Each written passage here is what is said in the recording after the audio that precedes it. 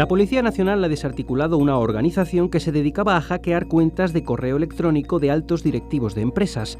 Se trata del último método de fraude a nivel internacional, conocido como estafa del CEO, que consiste en piratear las cuentas de correo electrónico de directivos de empresas. Las investigaciones comenzaron en noviembre de 2014 con la denuncia interpuesta por un ciudadano pakistaní, al cual le habían estafado supuestamente 34.000 euros tras el hackeo de su cuenta bancaria. El dinero acabó en otra cuenta en España. El cruce de datos con otras denuncias similares llevó a los agentes a concluir que se encontraban ante una organización criminal. Avanzadas las pesquisas, los investigadores pudieron comprobar en octubre del año pasado el claro aspecto cibercriminal que tenían en su modus operandi.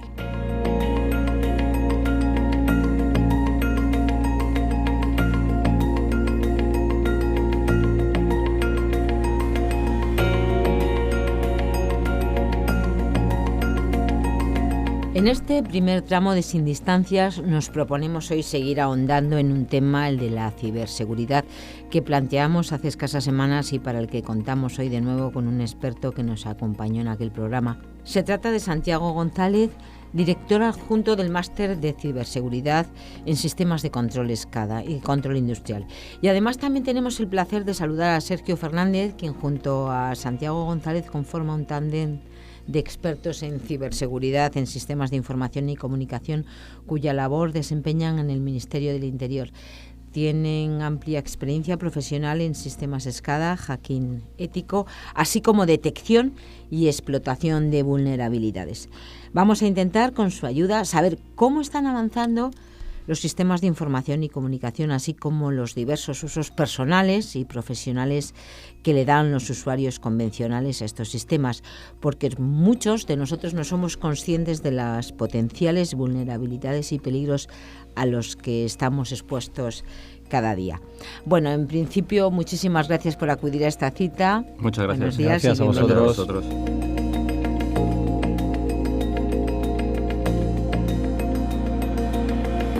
La noticia con la que hemos abierto este programa es real. Con la ayuda de Santiago González y Sergio Fernández vamos a profundizar en las metodologías delictivas más empleadas por los ciberatacantes para vulnerar los sistemas de información y los usos que dan al acceso a nuestros dispositivos.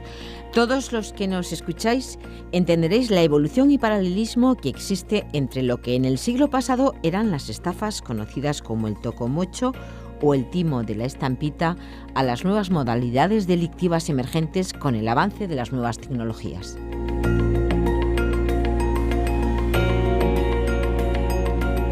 Santi, coméntanos, ¿debemos realmente protegernos ante estos riesgos? ¿A quiénes afecta? Porque pensamos que a nosotros no nos van a afectar, quizás pensemos también en grandes empresas, pero bueno, también los usuarios somos vulnerables. ¿Quiénes son más susceptibles de sufrir y caer en estos engaños tecnológicos? Bueno, pues sí, desde un principio, como la lógica nos puede llevar a arrojar esta definición, ¿no? Y este concepto, pues cada vez todo el mundo, desde el usuario más usuario, entre comillas, esa característica, hasta las empresas y los sectores que afectan a un país, estamos cada día más interconectados. Por consiguiente, estamos abriendo esa caja de Pandora para las posibles vulneraciones ante los riesgos y ante las debilidades de seguridad que se nos vienen encima, ¿no? ¿Por qué? Porque estamos interconectados, todo el mundo. Cada día el que no tiene un smartphone tiene dos. El que no se conecta a su entidad bancaria para hacer una transacción, pues tiene dos cuentas. Entonces, vamos increciendo de una manera exponencial, ¿no? Por consiguiente, para contestar a tus preguntas, pues sí, debemos de protegernos porque somos usuarios y somos potencialmente vulnerables. No quiere decir que seamos al 100%, ¿no? Pero somos potencialmente vulnerables. ¿A quién afecta? Pues como te he intentado comentar desde un principio, desde el usuario más usuario a cualquier ente o entidad financiera, tecnológica, industrial. ¿Por qué? Porque está interconectado. Todo el mundo y todo el mundo conocido como personas físicas o jurídicas hacemos uso del Internet de las cosas, que es hacia donde vamos hoy en día. Vivimos en esa época digital, por consiguiente debemos de por lo menos estar precavidos y protegernos.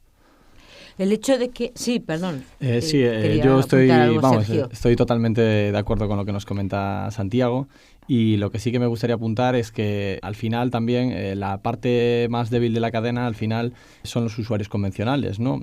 Gente que utiliza en el día a día la tecnología, somos dependientes de todos los avances tecnológicos, y al final esos usuarios, ese amplio sector de la población que es usuario de esta tecnología y tiene pocos conocimientos, quizás es la parte más vulnerable, porque bien es cierto que las grandes empresas son quien tienen mayores recursos que perder, pero el usuario convencional pues al final está desatendido de cara a que tiene pues quizás menos formación, menos conciencia de cuál es la problemática actual.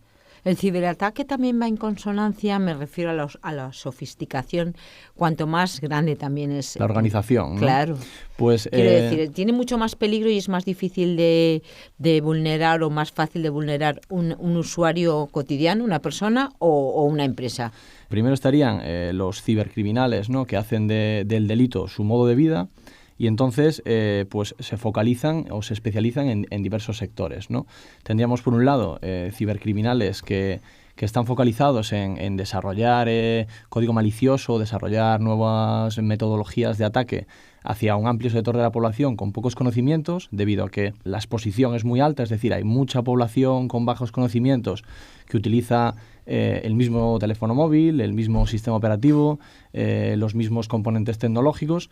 Y luego, por otra parte, pues estaría un poco los ataques que están más dirigidos o focalizados a empresas o a grandes empresas con el fin de pues obtener información valiosa, un poco el tema del espionaje industrial, el tema de saber qué hace mi competencia, un poco sobre esa parte.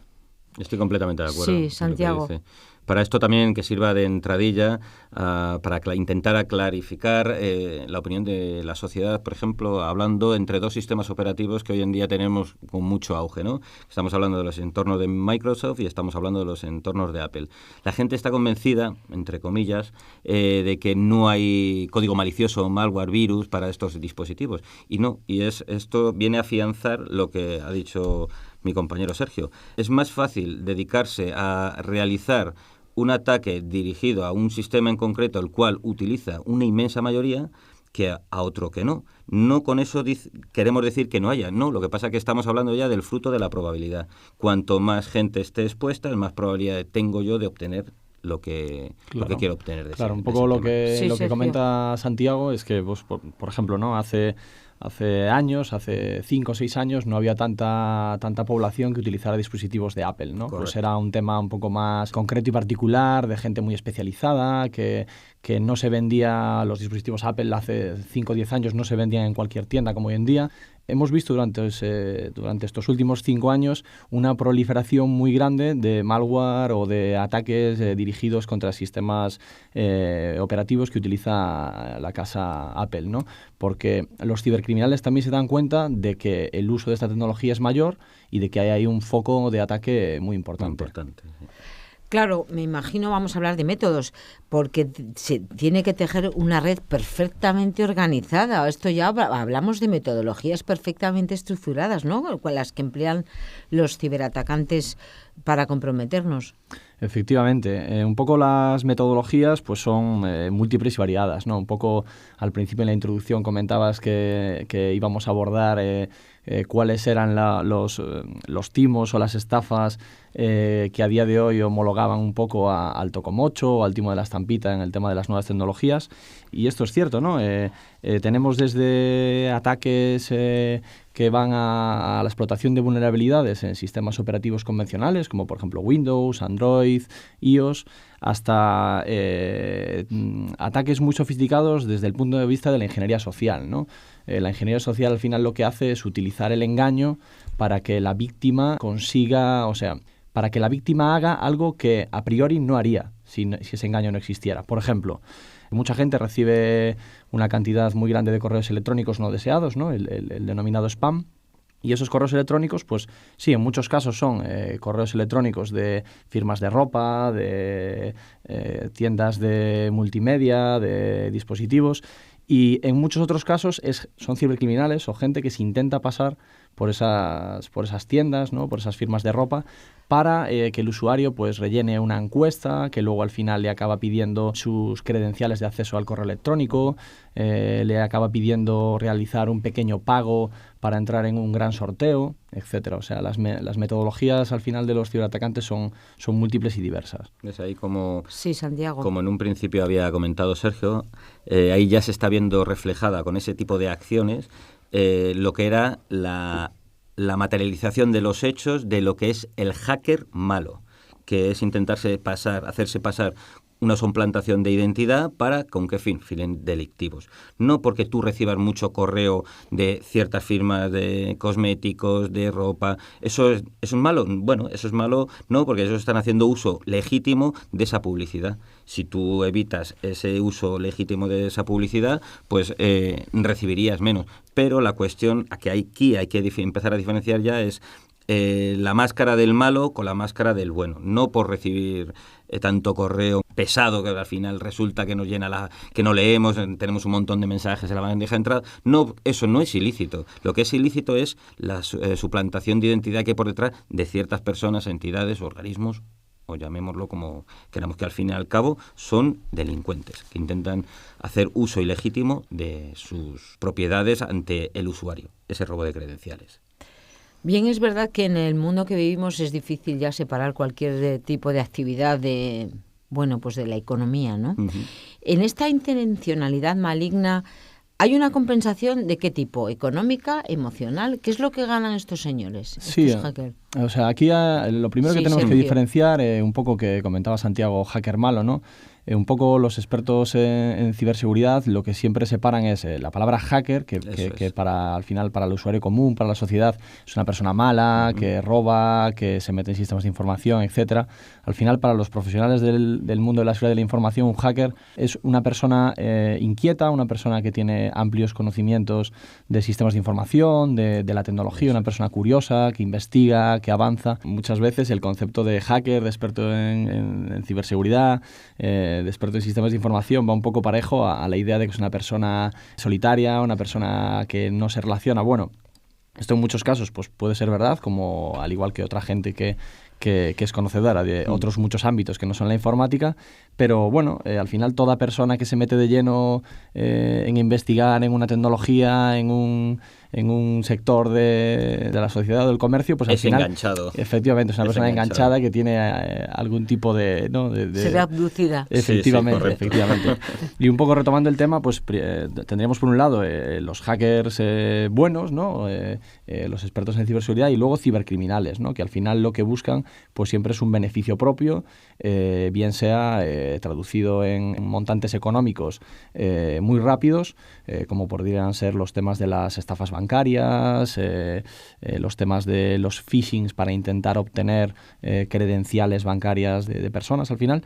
Y bueno, lo que intentan conseguir también a veces pues es información sensible, información que luego pueden comerciar con ella, pueden venderla. Es un poco exportar las modalidades delictivas convencionales a las nuevas tecnologías. Bien, habéis empezado a hablar de malware, ingeniería social. ¿A qué nos referimos con términos como estos? En concreto, malware y ingeniería social.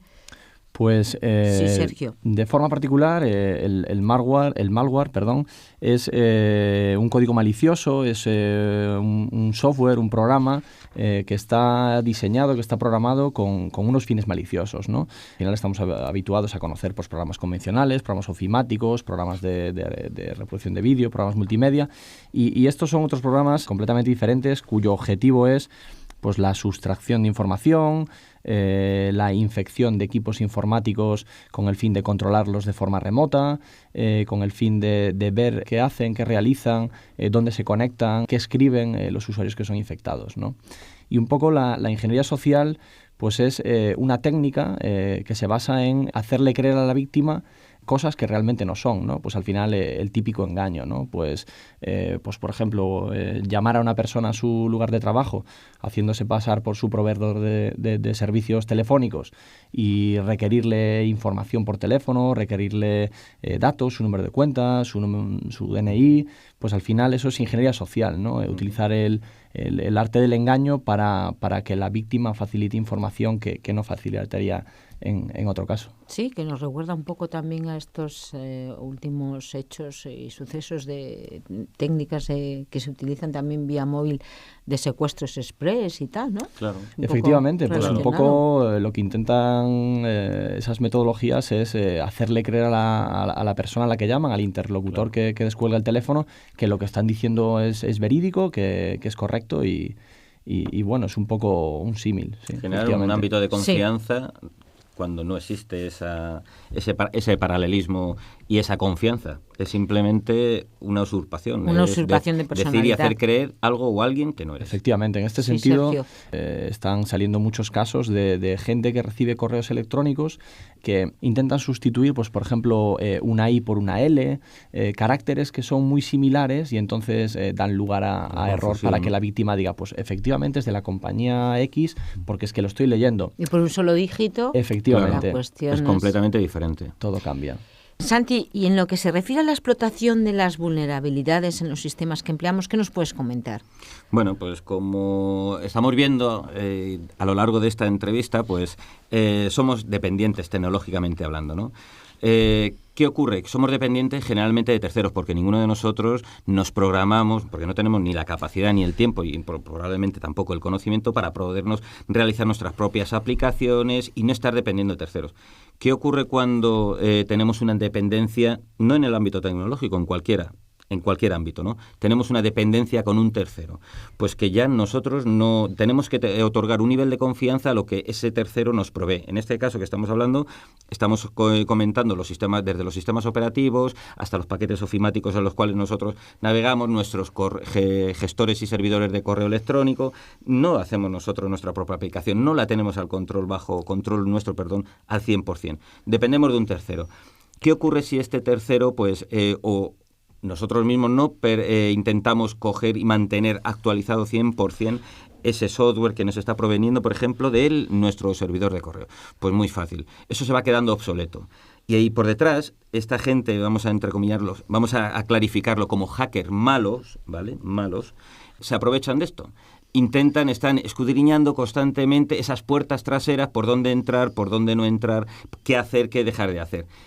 Desde que se detectan, para que nos hagamos una idea, desde que se detecta esta puerta trasera por estos malos hasta que el propio dueño de ese software que desarrolla pone un parche o una actualización de seguridad para cubrir y tapar esa puerta de entrada que da acceso a actividades ilícitas, pues pasa un tiempo. Esto, para que nuestros oyentes se vayan familiarizando, lo habrán escuchado probablemente, son los denominados zero days o vulnerabilidades de día cero.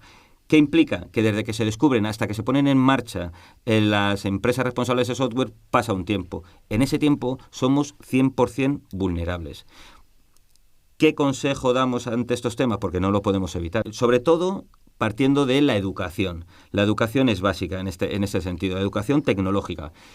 Saber que dónde nos conectamos, dónde no nos conectamos, por qué lo hacemos, eso es fundamental. Eso es como saber si no tengo necesidad de acceder aquí, no deberíamos de hacerlo por una sencilla razón, porque probablemente al estar en un campo completamente desconocido dejaremos muchos rastros, dejaremos muchas posibilidades y vectores abiertos a las vulnerabilidades.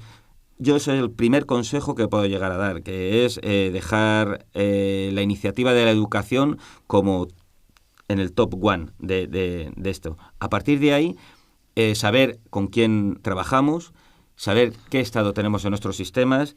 Luego es otro tema que hablaremos más adelante, que es sobre el tema de la propiedad intelectual de los programas y todo esto, ¿no? Pero bueno, esto para que sepáis, nos vaya sonando ya que los programas que tengamos en nuestros ordenadores, el licenciamiento que tanto oímos que cuesta dinero, que vale para un día, para 2 días, un año, un equipo, 2 equipos, eso no es gratuito. Esa gente cuando licencia ese tipo de software con el cual nosotros vamos a hacer uso de él, lo vamos a hacer uso de él con unas condiciones. Y una de las condiciones es que ese propietario se compromete a actualizarlo, está analizando constantemente ese software, se compromete a parchear, que es en el argot como se denomina, esas puertas traseras. ¿Para qué? Para poner las cosas bastante más difíciles a estos malos que descubren estas vulnerabilidades, por consiguiente las hacen 0 days durante un periodo de tiempo bastante amplio y peligrosísimo.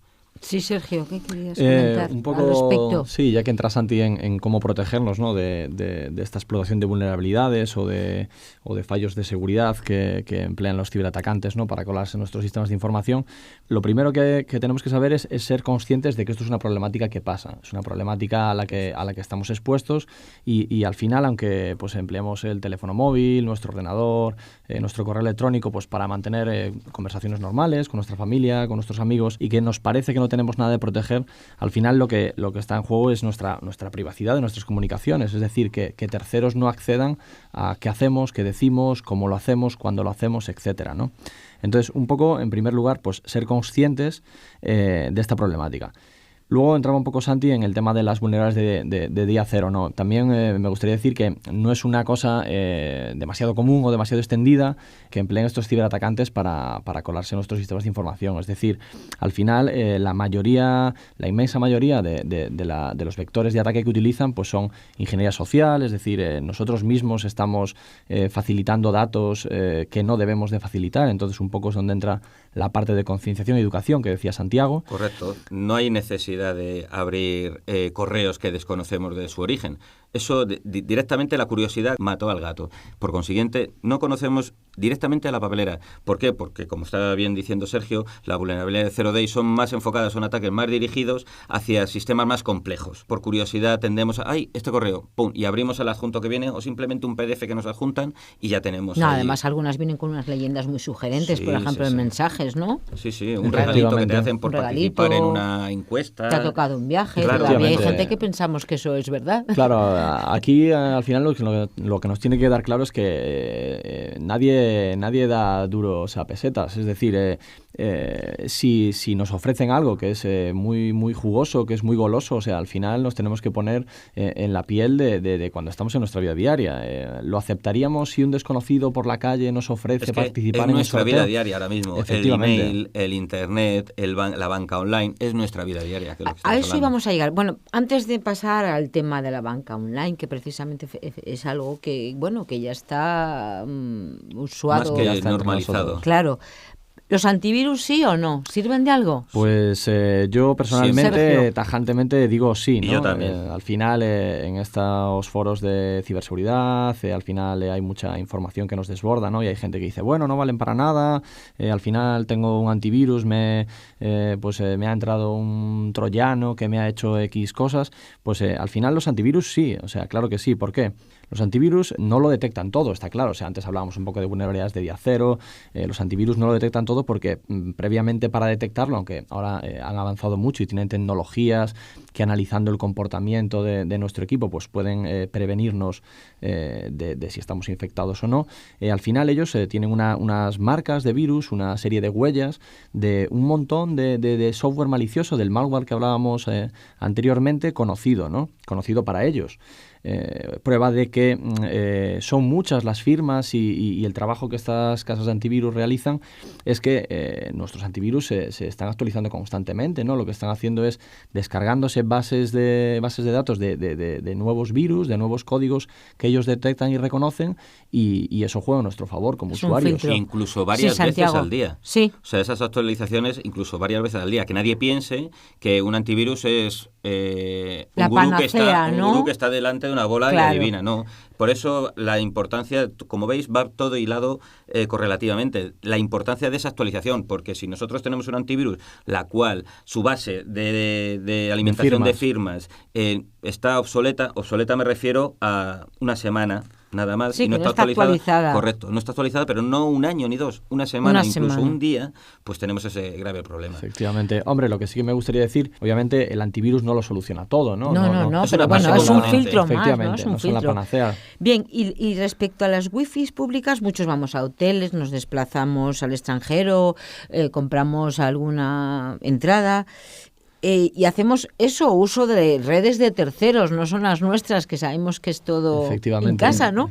¿Qué pasa con esas wifis públicos? Pues a ver, las wifis públicas abiertas que estamos compartiendo con otra gente, al final la principal debilidad que tenemos al conectarnos a ellas es que nuestra información, nuestro tráfico está viajando por un canal que estamos compartiendo con personas desconocidas, ¿no? Entonces, si esto fuera un mundo utópico en el que todo el mundo se comportara bien, pues no habría ningún tipo de problema, ¿no? No es un peligro que digamos, bueno, no nos conectamos a redes desconocidas, no nos conectamos a la red del hotel, no. Lo que sí que habría que hacer es aumentar un poco las medidas de seguridad que tomamos al respecto, ¿no? ¿Y qué necesidad tienes de ¿Cómo conectarte? lo hacemos como usuarios? Lo primero que debemos hacer es ¿para qué queremos esa red wifi? Es decir, si que nos conectamos a la red wifi del hotel para visitar un medio digital, para visitar las noticias, para ver nuevas actualizaciones, pues al final internet de consumo, ¿no? Ver a que se publica en un blog, etcétera, sí. Pues en principio no habría mayor problema, ¿no? Casi el mayor problema al que estaríamos expuestos es que alguien viera realmente qué webs estamos consultando y demás. Bueno, pero es código blanco. Efectivamente, claro, efectivamente. Vamos al código rojo. ¿Qué es lo que al final, si utilizamos esas redes compartidas para utilizar, pues por ejemplo, banca online, para ya temas delicados... Yo particularmente no me conecto a la banca online a través de un punto de acceso. No. Efectivamente. A ver, que no quiere decir que la banca online, que los bancos no pongan todos los medios y procedimientos para que su banca sea segura. Por supuestísimo que es segura, ¿no? Pero estaríamos un poco en riesgo de que una persona se metiera en el medio de nuestra comunicación... Y viera lo que estamos transmitiendo efectivamente, nosotros. Y nos hiciera creer que ellos son el banco. O sea, al final el problema no sería que la banca online es insegura, porque no lo es. La banca online es muy segura. De hecho, perdón el sí, inciso, Santiago. De hecho, sabemos todos que hay bancos que han resurgido, han nacido en el seno de las tecnologías de la información. No vamos a dar nombres porque no viene al cuento, pero sabemos que hay todos los usuarios sabemos que hay bancos que no tenían una ventanilla en la cual tú podías ir a hablar con un cajero o una cajera, no. Hay bancos que han salido ya del seno de las telecomunicaciones. Por consiguiente, la seguridad, si hay que apostar por la seguridad en Internet ahora mismo, es la banca. Efectivamente. Un poco también, hablando de la seguridad, ¿no?, que tomar en cuando nos conectamos a una wifi desconocida, pues es realmente cerciorarnos de que la dirección URL, de que la página web que estamos visitando es la que queremos consultar. Pues un poco lo que hablábamos antes de los engaños con los correos electrónicos, pues volveríamos un poco al mismo asunto. Luego, la banca online, webs de reputado prestigio que hacen intercambio de datos, pues utilizan un protocolo de comunicación que es HTTPS. Esa S es muy importante, es de seguro. Y eso pues nos garantiza que el banco o la corporación que estamos visitando es quien dice ser, ¿no? Entonces un poco pues es extremar esas medidas de precaución, de realmente estoy visitando lo que quiero visitar, no se me está preguntando nada raro, un poco esa serie de medidas. Y tener el Santiago. principio de desconfianza de que no todo lo que vemos es lo que parece. ¿Sabes? De acuerdo. Y además yo quiero importante. abundar en la idea también hacia nuestros oyentes de que la idea con este programa no es crear alarmas infundadas. No, todo lo contrario. Simplemente poner sobre la mesa, sobre el micrófono, bueno, pues lo que realmente está aconteciendo en torno a este mundo de la seguridad y de la ciberseguridad. Claro, y dejar patente que somos cada vez más vulnerables y lo que hay que hacer es racionalmente tomar medidas, ¿no? Efectivamente. Sí, correcto. Aparte que la gente que Santiago. sepa que esto es lo más normal, por eso mismo, porque estamos todos conectados. El que no tiene un smartphone conectado y es aquí, en tu casa, en tu lugar de trabajo, vayamos donde vayamos, porque todo el mundo ahora mismo tenemos todo el mundo, bueno, casi todo el mundo, una gran mayoría de esta sociedad tiene acceso a esas tecnologías. Por consiguiente somos usuarios, entonces somos potencialmente posibles víctimas de este tipo de ataques. Habíamos empezado a comentar, aunque someramente, la banca online. ¿Es segura, Sergio? Sí, la banca online es segura, o sea, sin problema. De lleno, no hay ninguna duda. Ahí sí que hablamos directamente de dineros, de ahorros, por eso mismo, porque de es lo que movimientos. más nos suele doler al ser humano, que es el bolsillo, ¿verdad? Efectivamente, nuestro, sí, yo de hecho animaría patrimonio. a todo el mundo que nos escucha a que utilice la banca online, a que se anime a que migrar, le pierda el miedo. Efectivamente, a que se anime a migrar a esa serie de servicios que estamos acostumbrados a ir a ventanilla, hacerlo de forma online, porque al final es efectivo, es rápido, lo tenemos controlado en desde cualquier parte, muy efectivamente. Claro. Y la banca online es segura. Al final salen muchas noticias en los medios de comunicación, etcétera, y al final pues es de problemas no de los bancos, no de las aplicaciones a las que nos conectamos, sino es de problemas pues de que alguien se pone en el medio de esas comunicaciones y hace creer al usuario de que es el banco, temas por ese estilo. Además estamos completamente respaldados porque los bancos, en caso de que haya pues pequeñas estafas, concretos timos en este sentido, pues al final esa pequeña serie de ítems pues están cubiertos. De todas formas, tengo una curiosidad. En caso de que viéramos un movimiento irregular, pues la idea sería que habría que contactar rápidamente con la entidad financiera.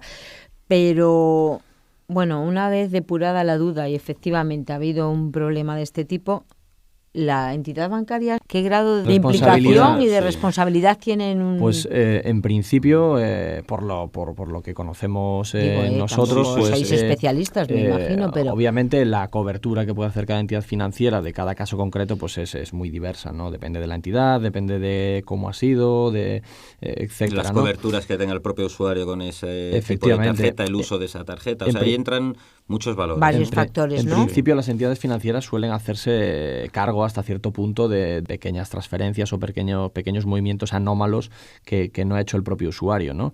Un poco qué hacer si se detecta un movimiento extraño, pues lo primero, contactar con el banco, ¿no? En un alto porcentaje de casos es el banco el primero que detecta esta serie de movimientos extraños, ¿no? Pues se hace una compra con una tarjeta de crédito pues en Bangkok o en un país. Ese caso particular me ha ocurrido a mí, en una duplicidad de una tarjeta de crédito. Comentar?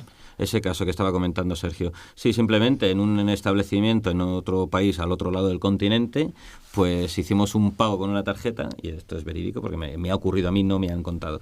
¿Y qué hacen? Pues eso sí, también otro que sirva de entrada, un consejo para la sociedad. Nunca pierdan de vista sus tarjetas de crédito. Por muy reputado sea el restaurante, por muy reputado sea ustedes donde vayan a comer, a cenar o a echar la gasolina. No, nunca la pierdan de vista. Esto me pasó a mí hace 3 años, perdí la tarjeta de crédito de vista durante escasos 2 minutos. Se la llevaron atrás, duplicaron, ¿no? Sí, en un restaurante, correcto. quizás. Sí, en un restaurante de muy alto prestigio en ese continente que le estoy comentando. Y duplicaron los datos de la tarjeta a través de un lector de banda magnética. Para que vean, esto en contrapartida de lo que a continuación les voy a contar. Esto es dices, ¿cómo se puede duplicar esto tan fácilmente? Ahora con el chip, los métodos del chip en la tarjeta, las cosas se dificultan. Pero para que los oyentes tengan muy claro, a las 2 semanas de regresar a España, tuve una llamada de la entidad financiera Visa España, ¿vale?, en la cual detectaron un movimiento paralelo de esa tarjeta y me dieron hasta el nombre del restaurante donde probablemente me hubiesen duplicado la tarjeta. Acertaron de lleno. O sea, no hubo ningún problema. Detectaron un movimiento, bloquearon los movimientos, anulé la tarjeta y se acabó. El ciudadano que le ocurra esto no debe de dejar que pase y se acabe aquí el tema, no. Pero corrobora lo que decía Sergio, que la entidad financiera observó un movimiento extraño, no habitual del usuario. Las entidades financieras ponen todos los medios y procedimientos para asegurar nuestro dinero. Entonces, en ese sentido, no debemos de preocuparnos, ¿no? Al final, pues todo se basa un poco en lo que dice Santiago, ¿no? En tomar una serie de medidas de precaución personales, de no dejar nuestra pertenencia, en este caso la tarjeta de crédito, a una persona desconocida, ¿no? A priori, pues bajamos un poco la guardia, ¿no? Cuando estamos en un restaurante, que a priori pueda parecer de confianza, conocido, un poco lo que le pasó a Santiago, ¿no? Que es un país extranjero y que a lo mejor pues es costumbre de que el TPV en el que uno va a pagar, pues resulta que no lo traen a la mesa, etcétera, y uno se confía y una pequeña confianza de esas pues le cuesta a uno que le dupliquen la tarjeta. Uh-huh. Bien, pues vamos ya un poco sobre nuestro tiempo. Santiago, por lo que estamos comentando, una buena concienciación en definitiva del usuario arrojaría como resultado una buena defensa. Correcto. Tenemos que mentalizarnos. Correcto. Lo acaba de avanzar Sergio, que fijarnos en las webs, los correos, actualizar los antivirus, pero casi cada día, cada hora, ¿no? Correcto. Es correcto, ¿no? Desconfiar de fuentes que no tengamos conocimiento de ellas, de correos que no tengamos, y sobre todo, y sigo haciendo hincapié en ello, la educación es primordial. Que este campo, en algunos otros programas de radio lo hemos estado comentando, esto no es de 4 personas o 4 grupos muy específicos, no, esto es de todo el mundo en el cual hacemos uso de las tecnologías de la información. De toda aquella persona que tenga acceso a Internet, tenga su nombre publicado por ahí, me refiero en guías telefónicas digitales. Estamos confluyendo hacia el Internet de las cosas. El Internet de las cosas es que todo se va a basar en Internet. Nuestro almacenamiento, nuestro lugar privado donde vamos a meter nuestras fotos, nuestras claves para acceder al correo, en la banca. Vamos y confluimos todo hacia ese punto. No debemos de derivar nuestra propia seguridad y nuestro entorno a terceros. ¿Por qué? Porque creo que pasa por nosotros mismos, los primeros. Luego, a partir de ahí, todo lo que nos dan en ese marco de seguridad, como en el caso de las entidades financieras, las tarjetas de coordenadas, los teclados virtuales en pantalla y todo esto, viene a dar una capa más de seguridad a lo que es el eslabón más débil, que es el ser humano, que somos nosotros. Por mucha capa de seguridad que tengamos, si nosotros somos los primeros que vulneramos esto, mal vamos. Entonces mi consejo es no crear alarma, pero saber qué estamos haciendo y dónde estamos. Sí, es una reflexión importante porque yo creo que caer en la paranoia también No. Efectivamente, no es necesario. Paraliza una serie de efectivos que tienes ahí muy positivos y lo sabes utilizar. Efectivamente. ¿No? Sin caer ya, como decíamos, en la paranoia y un poquito antes de acabar. Los programas y utilidades estos de forma gratuita y rápida, que son también tan golosos, entre comillas, es problemática esta práctica, es que se nos ha olvidado y esto es algo que está también muy de moda. Y es al orden del día, sí, ¿no? Sí. Pues un poco sin entrar pues ya en el tema de pues si los programas son copias ilícitas de software con copyright, etcétera. Sí que debemos de ser conscientes que mucho software, en este caso pues software pirata, ¿no? Software que tiene copyright, que está en servicios de distribución peer-to-peer, ¿no? En el Emule, que todo el mundo conoce. Claro. Pues aunque el Emule ha desaparecido, ¿no? El Emule, ¿no? Bueno, sigue vigente. Sigue vigente, pero bueno, a través de otros puertas de acceso. Bueno, ¿ves? Ya empezamos con los pirateos y las cosas raras. Sí. Efectivamente. El que quiere encuentra, el que quiere buscar encuentra. Hay otros programas que utilizan el protocolo peer-to-peer, ¿no? El programa de compartición entre usuarios, sí, más en auge, ¿no? que el Emule. Pues en este caso, mucho software de ese que se comparte pues a través de torrents, a través del Emule, a través de muchas aplicaciones de software de compartición de archivos, pues son copias de software que mucha gente demanda, pues por ejemplo software ofimático, ¿no? que mucha gente demanda, y lo que están es modificados, están alterados por estos cibercriminales, y lo que hacen es pues un poco incrustar ese malware del que hablábamos antes y luego volver a compartir ese software, ¿no? Entonces un poco la excusa que nos venden a los usuarios o a los usuarios que se lo descargan es para activarlo tienes que desactivar el antivirus, debes de bajar tu tal aplicación de seguridad, debes de desactivarla porque da un conflicto, el tema de los cracks, ¿no? de los serials, un poco lo que utilizan es esa serie de prebendas para que nosotros desactivemos los sistemas de protección y colarnos ese malware, ese código malicioso. Lo sabemos todos, ¿no? Claro. ¿Qué ocurre? Que hay que pensar y hacer una reflexión a bajo nivel. Hay que sospechar de que si tú quieres comprarte ese paquete ofimático o ese paquete de retoque fotográfico, ¡qué barbaridad! 800, 1.000, 500 euros, 400, 100... ¡Ay! Y aquí lo tengo gratis. Uy, esto es un chollo. El chollo como tal no existe, ¿no? Entonces, que seas tú potencialmente... pero si a mí, ¿qué importancia tengo yo? ¿Qué datos tengo yo que le pueden importar? No, pero es que a lo mejor tú no eres importante como única persona aislada, sino entraríamos en hablar en otra figura que son las redes botnet, que son redes de muchos miles de equipos informáticos infectados a través de probablemente estas descargas gratuitas, van a trabajar al unísono para un mal mucho mayor. De manera anónima, pero te están utilizando. ¿Para qué? Para cometer hechos delictivos. Los famosos ataques de denegación de servicio, a través de una red botnet que es de la cual estás tú formando parte, con ese regalito que en el argot se denomina cuando llevas código ofuscado de un tipo de malware en una aparente herramienta lícita. Efectivamente, un tema que también es muy, muy habitual, ¿no? Es a veces que pues, la gente sabe que estás un poco en el mundo de la informática. Oye, mira, a ver si le puedes echar un vistazo a mi ordenador, etcétera, a ver si me puedes ¿no? instalar. A ver si me puedes instalar, ¿no? El informático no descansa, es informático 24 horas. Sí. Es verdad. Y un poco lo que nos encontramos, ¿no? La gente que estamos en el mundillo, pues es que tienen el ordenador pues lleno de un montón de barras de navegación que no desean, un montón de pop-ups, de ventanas emergentes que le han salido de la nada, ¿no? Y un poco con la pregunta de ¿qué te has has instalado en los últimos 15 días? Nada. Casi encontramos cuál ha sido el motivo de que aparezcan estas herramientas no lo deseadas. Tienes aquí, todo, ¿no? Efectivamente. Visualizado, no hace falta rastrear Sí. en absoluto. Bueno, la verdad que ha sido un placer. Me gustaría, para acabar, que nos dierais unos consejos muy prácticos, porque lo que yo también me quedo de este coloquio, de esta conversación, es que nos falta formación, nos falta mucha formación. Sí. A veces, por nuestra parte como usuarios, no hacemos las cosas bien por desconocimiento absoluto, no por confianza. Claro. Entonces yo creo que ese es uno de los consejos que tenemos que dar. Hemos ¿verdad? entrado en este campo de cabeza y primero había que darle una pensada. Lo que pasa es que nos vamos dejando llevar por el avance de la tecnología, y el avance de la tecnología es brutal. Ya que estamos en ese punto, pues por mi parte, yo creo que Sergio lo compartirá exactamente igual, la opinión que de los datos escuetos que vamos a dar sobre el qué hacer, pues tener los sistemas actualizados. Bueno, partiendo, antes de todo esto, se deben de tener todo tipo de software. Obligatorio. Santiago, obligatorio. Sé que me voy a echar muchos enemigos que ahora que me estén escuchando con esto, pero tengo que hablar así porque es así. Tener las licencias originales, firmadas, actualizadas, y luego en el marco de esa base que es tener todo el software legal, ¿no? Intentar tenerlo parametrizado con herramientas de seguridad como pueden ser antivirus, detectores de malware, monitorizadores de redes, de comunicaciones, y a partir de ahí no ser un imprudente. Conectarnos donde queramos, cuando necesitemos, no a todo lo que tengamos y para todo lo que no nos hace falta.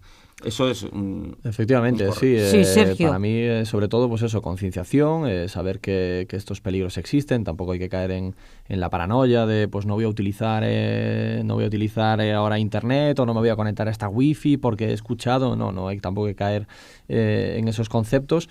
Y sobre todo, pues en caso de que exista algún problema o pues es un movimiento bancario irregular, etcétera, pues acudir a las fuerzas y cuerpos de seguridad del Estado, ¿no? Que tienen unas unidades tecnológicas muy buenas, muy formadas, muy preparadas y que están ahí para atendernos e investigar cualquier tipo de amenaza, de incidente que hayamos sufrido. Consultar foros de seguridad de entidades privadas también, porque los hay muy buenos también, y obtener información de varios puntos, diversos puntos, para contrastar ese tipo de información.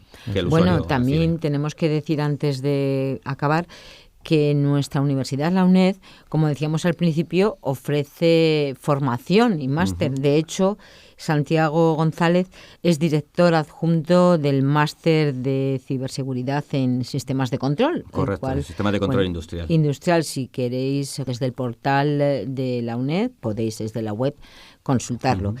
Bien, pues en este punto nos despedimos. Les agradecemos esta charla, de verdad, yo creo que muy fructífera, en la que hemos ampliado muchísimo nuestros conocimientos sobre ciberseguridad y además de una forma muy amena, yo creo, y muy cercana, y a la que todos podemos acceder con independencia de nuestra formación. Esa era la intención, hacerlo llegar a todo el mundo. Y este es un ámbito de la protección, como decíamos, que tenemos que tener muy en cuenta, porque en ello nos van algunas de las cosas más importantes de nuestras vidas y para las que trabajamos, nuestro patrimonio, nuestra privacidad, léase webs, correos, etcétera. Santiago González, Sergio Fernández, expertos en ciberseguridad en sistemas de información y comunicación del Ministerio del Interior. Les agradecemos que nos hayan acompañado y bueno, les emplazamos a una nueva cita en un tiempo, esperamos que no muy lejano, para ponernos al día sobre lo más novedoso relacionado con los posibles peligros y cómo combatirlos. Y vemos que va a una velocidad vertiginosa, con lo cual les esperamos pronto. Muchísimas gracias. Muchas gracias a vosotros. Muchas gracias.